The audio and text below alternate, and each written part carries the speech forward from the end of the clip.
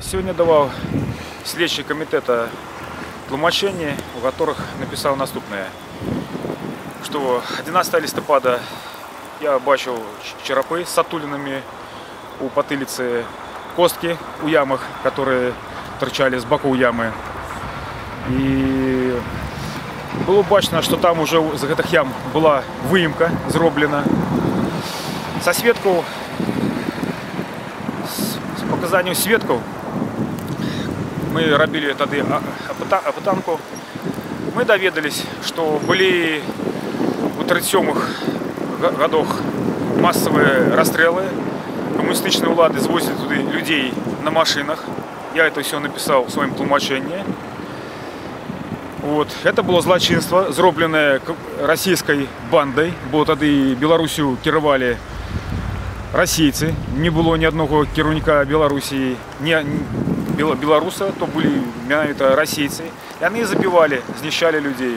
А уже після 40-х годів вони зробили виїмку этих костей, и остались только некоторые парештки. Вот. Они забивали, потом ховали свои злочинства. Ну, але засталися в этой вот ямы, мы их убачили и написали, чтобы улады это провели расследование. Мы попросили слідчого, щоб ті віждоки, які прийдуть з Мінська, запитався я у її, ті сюди вони прийдуть, ті їх знищать там. І вона каже, що повинні наслати сюди.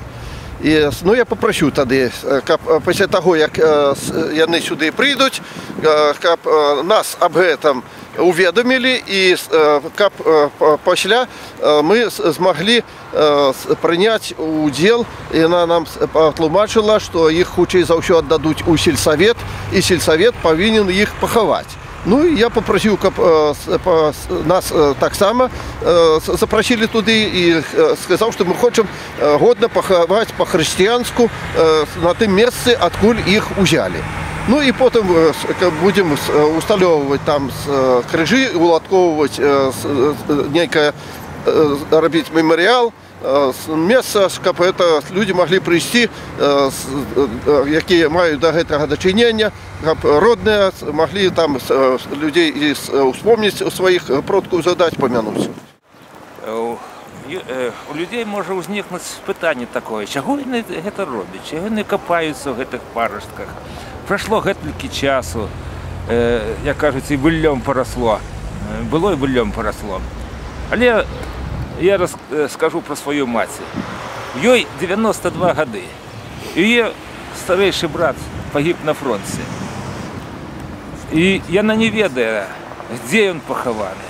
Ось він віддав своє життя за країну, в якій жив. З 18 років він, окрім крові і грязі, більше нічого не бачив. Пройшов фінську війну. Воевал до 1944 года, и неведомо, где он, сколько им не писали, никто не отказал, где находится его могила. И она хотела там помолиться за его. Так и эти люди, які паростки, яких там знаходяться під хайсами, так само вони мали своїх матей, синов, дочок, батьків яких. І вони про їх нічого не ведають, де вони, що з ними. Ось. І треба узнавати цю пам'ять, щоб по-людськи їх поховати, щоб там ці костки не валялися, як костки яких-то живел, викинутих на смітник.